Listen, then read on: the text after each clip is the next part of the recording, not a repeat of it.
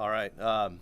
First off, I'd like to thank really the players for all their hard work this year, the coaches, the entire organization as a whole. Our trainers did an amazing job, video guys. It was a long year. It was a trying year, and they went through a lot, but they never wavered. You know, this is probably one of the most resilient teams I've been around, you know, to go through really a coaching change early in the season. You're 1-4. Things are up in the air. And then to really settle in, that group never gave up. They played hurt, they fought, they battled, they found ways. So really proud of those guys. Again, proud of the coaching staff. You know, we had guys that left during the season and really, you know, took other jobs. And a lot of guys had to pick up other people's work. So they did that, and really appreciate that. And then also Steve Wilkes. He did a great job, and just want to thank him for his effort. But overall, this team really fought to the very end. You saw that yesterday, and to win a game on a walk-off field goal by Eddie Pinheiro was a pretty special way to end the season after a tough year. So with that, I just want to thank everybody. Today, I know everybody wants to know about the head coaching search. I'm not going to get too far into that today. I don't really want to comment on it just because we need to let the process play out. There's a lot of rumors out there, a lot of names being thrown around, some right, some wrong. So just not going to get into that right now. But overall, just take your questions. Can you at least say, Scott, how many candidates you guys expect to talk to? You know, it's not going to be a large group. You know, it's going to be, but we're not going to get too far into that again. But it's not going to be large. Have you been assured that you will be part of that search? Listen, I'm not going to talk about my job. That's one thing. You know, good times, bad times, I'll never talk about. But I will be involved in the process moving forward. Scott, nobody chooses to have a year like this, but as an evaluator, are there things you can learn about your guys that maybe you can't learn unless they're put in difficult situations? Absolutely. I think our young guys really, really gained a lot this year to play meaningful football in December and into January.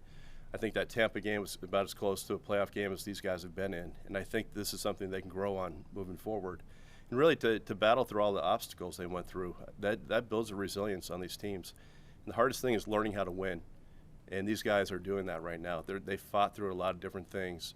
And yeah, our record's 7-10, but there's a lot of little, accomplishments that along the way that they'll build on moving forward. What case has Steve made for the head job? He's done a nice job. You know, out of respect to the process, again, I just don't want to get too far into it, but a team that was 1-4 and where we finished, and the guys kept fighting. A lot of credit to Steve, a lot of credit to the team for that. What do you like about your quarterback situation going forward? You know, Sam Darnold's a free agent, and you have Matt Corral who's battling injury. What do you see there? Sure, it's unfortunate about Matt, because we wanted to see him this year. Had a good talk with Sam Darnold this morning. As far as the future of that room, we have to decide who the head coach is first. And that'll play a lot into that. But there's some talent there, and we're always looking to get better. But a lot of that's going to be driven by the head coach. You have a guy who is hurt like Matt Corral. How do you weigh that when you're making, understanding that you have to have a head coach first, but when you're making draft decisions for the future? Well, we took him for a reason. We took him because we liked him, and he worked all year. He was in the in the meeting rooms, studying with the players. He had the earpiece on at practice. Unfortunately, because of a foot, he couldn't be on the field throwing the ball or doing those type of things. So we only saw him in OTAs and training camp. But it'll be good to get him out there. But we're still excited about his future. Scott, the last time we talked to you was after Christian got traded. If you look at the way that Chuba and Deontay performed since then, how do you feel about that trade in retrospect now? Yeah, well, anytime you lose someone like Christian McCaffrey, I mean, all 32 teams could use Christian McCaffrey. He's one of the most dynamic players in the NFL and absolutely great teammate and great person. But the way the running back stepped up says a lot about them. Dante Foreman had a great year. Chuba really came on from where he was at last year to this year. He showed a lot of patience as a runner. He showed more power. And then bringing in Blackshear, that was a great pickup. He's a different, unique piece out of the backfield. So we really like the rotation that we have right now, and a lot of that's driven by the offensive line up front. Getting those guys settled, those guys playing basically all the snaps that they played, up until mid-game yesterday was really impressive, and I feel like that's a group that we can build on. That was an emphasis in the offseason, fixing the offensive line, and I felt like we had one of the better offensive lines, in the NFL right now. Following that up, though, Bradley Bozeman, guy you guys brought in, didn't start off this season. What's your overall evaluation of how he performed this year? Bradley's great. He's a great teammate, great leader. He's great in the community. He's one of the bigger centers in the NFL. He's very physical, and what he does, he takes a lot off the quarterback's plate as far as line calls and managing the line up front. We have really smart offensive line, and we're very well coached with Campen. But with Corbett at right guard, Brady at left guard, Bozeman at center, great communication up front, which is what you need. But Bozeman was a great addition. Really happy about him. We had a good talk this morning about his future. Again, same thing, kind of driven by, but he's a guy that we would like back. I think he wants to be back, and he's part of our future. Deontay Foreman also a priority to re-sign? We had a good talk about that. Yeah, we're trying to. There's certain guys that we like back. You don't want to put too much out there, but obviously with the way he ran, he's a nice addition to us. Did Corral have a setback or a second surgery? He got his screws taken out, so he had that last week, and so that's a good sign. That means he's healing, moving forward. Two things on injuries that I wanted to share with you guys. Unfortunately, Corbett did tear his ACL. So that's very unfortunate. He was in good spirits about it. He's a guy that's been healthy his whole life. So he did tear his ACL, but he's a guy that will be back. It's probably right around the start of the season. We'll have to see how he progresses. And then Brady Christensen did fracture his ankle. So those are two significant injuries, but we'll see how they all recover. When you talk about the quarterback situation, it's obviously a position you guys have been just trying to solidify here for a number of years. Sure.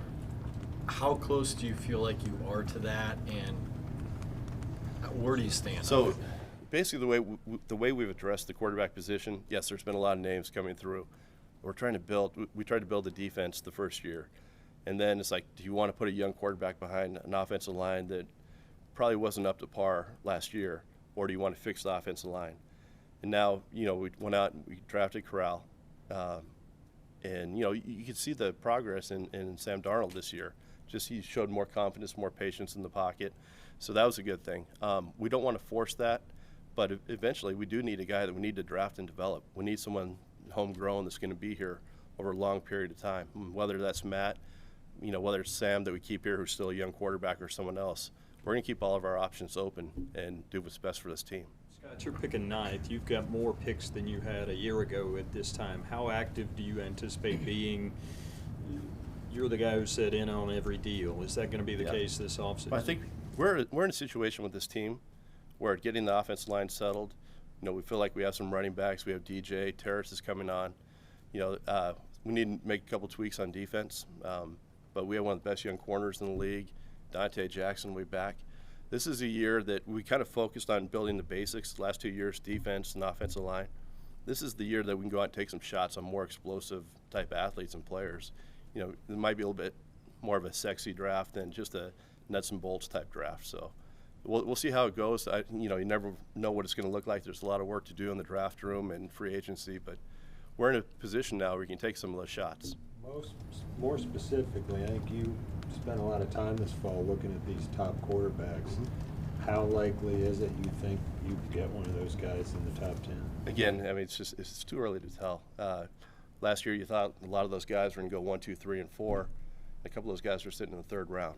There's so much work to be done.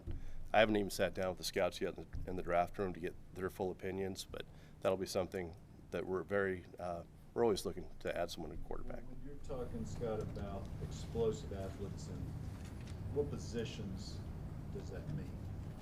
Again, I don't want to box myself in, but you can always use a vertical receiver, tight ends, speed, and on the defensive side, ball hawks. That's what we're looking for.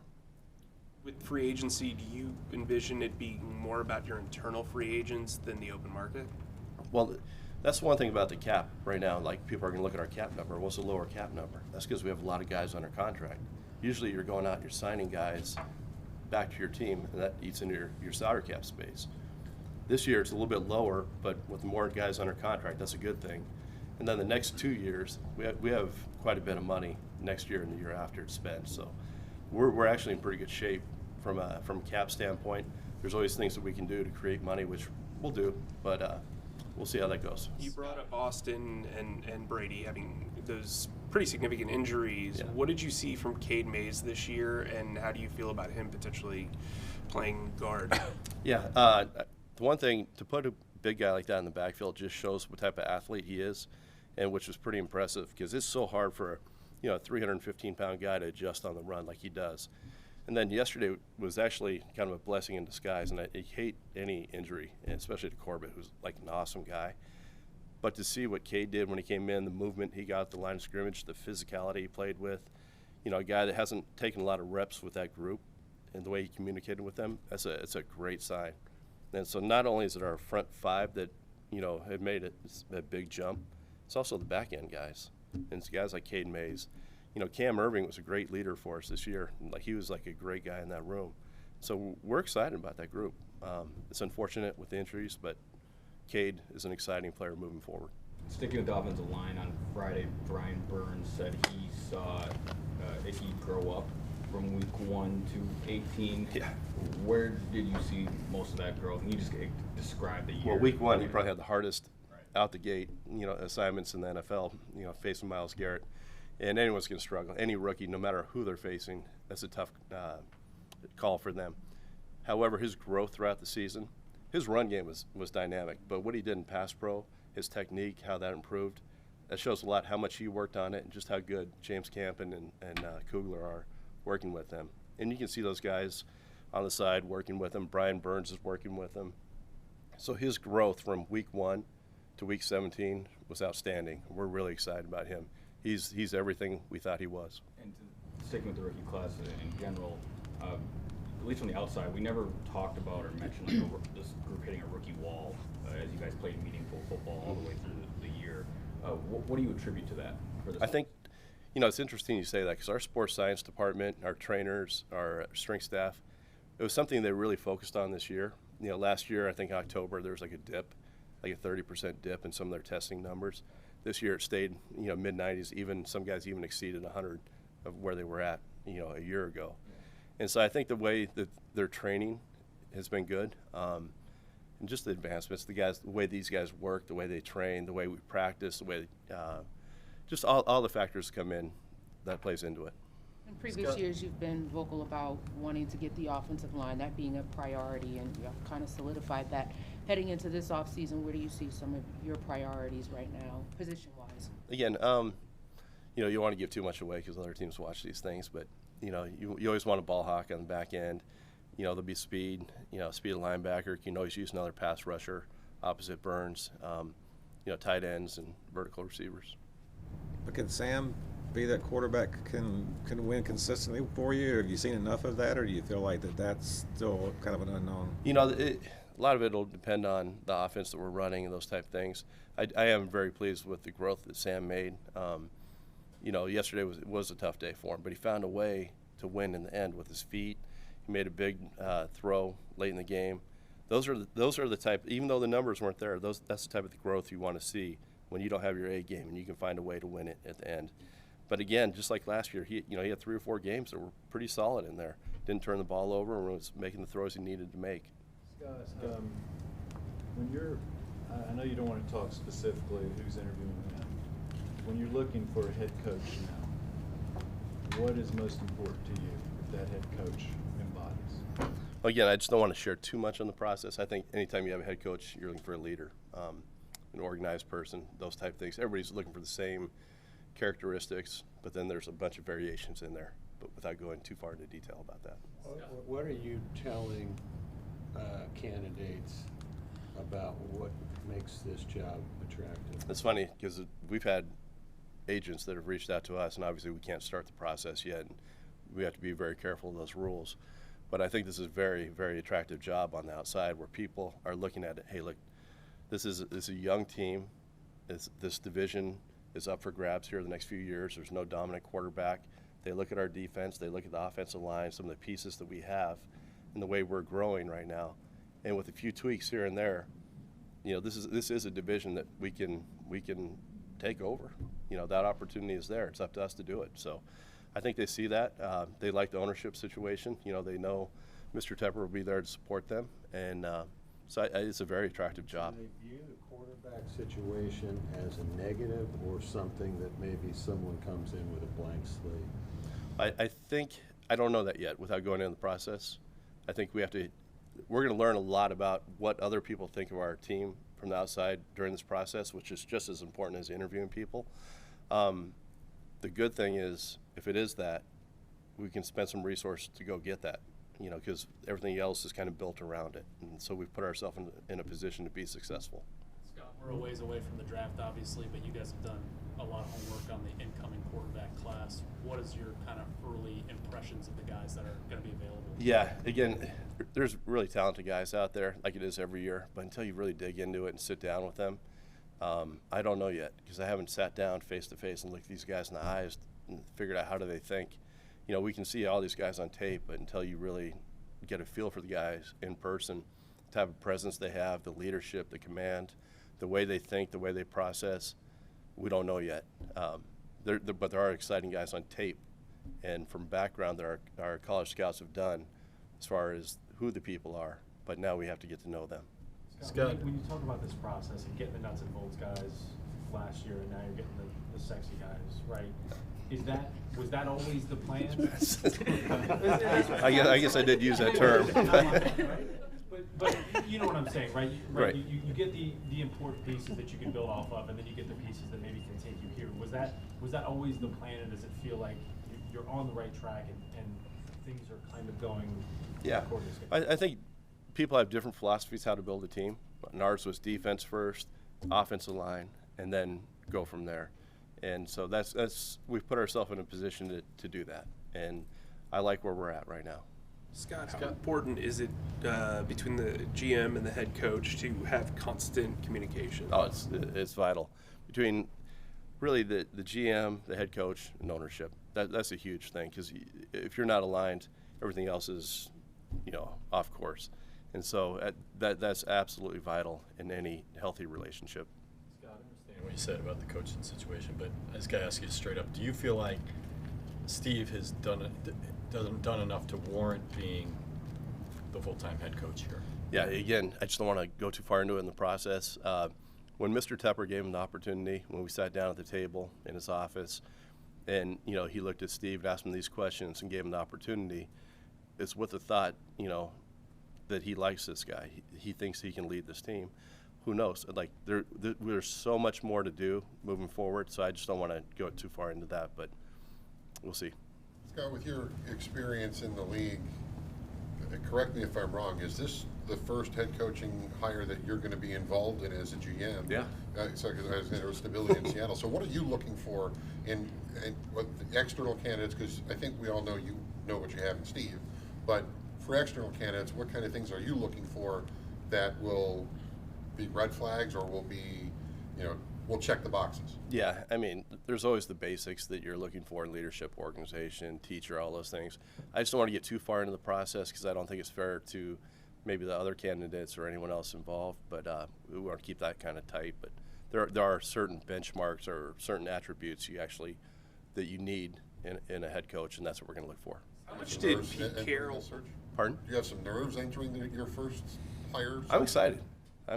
I think because I know, we know what we're looking for. I'll sit down with Dave and Nicole, and we're going to know exactly who it is, and we'll know when we get to that person. But there are some really good candidates this year. We just have to make sure we keep an open mind going into this, that we're not like just locked in on one guy, two guys, three guys, because that happens to be a tendency. And so we have to keep always reminding ourselves, keep an open mind, give everybody a chance to come in, opportunity to learn. We'll know when the right person's in front of us. Will Nicole be part of the process? Yes. Guys from playoff teams, or even where those could drag out for 3 or 4 weeks that you got your eye on. Yeah, I don't want to put a timetable on it. It's going to start quickly, but then until we find the right person, whether it's a week or a month, we don't know. It's just we'll let the process play out and make a decision when it's right. As you're part of this process, I guess for the first time, how much did working with Pete Carroll kind of mold your view of how a head coach should operate, or maybe what a candidate maybe should look like? Yeah, I've been fortunate to be around a few head coaches, Pete being one of them, who's very special. Mike Holmgren being another one, Jim Fossil back in New York in the days. They're all very different, but they're all have, some are defense, some are offense. Pete was defense, Holmgren was offense, Fossil was offense. However, they all have unique traits and unique leadership to them. And so it's just finding the right fit for you or for the Carolina Panthers organization. We'll do a couple more. Everybody good? All right, thank you, Scott. All right, thank you guys. Appreciate it.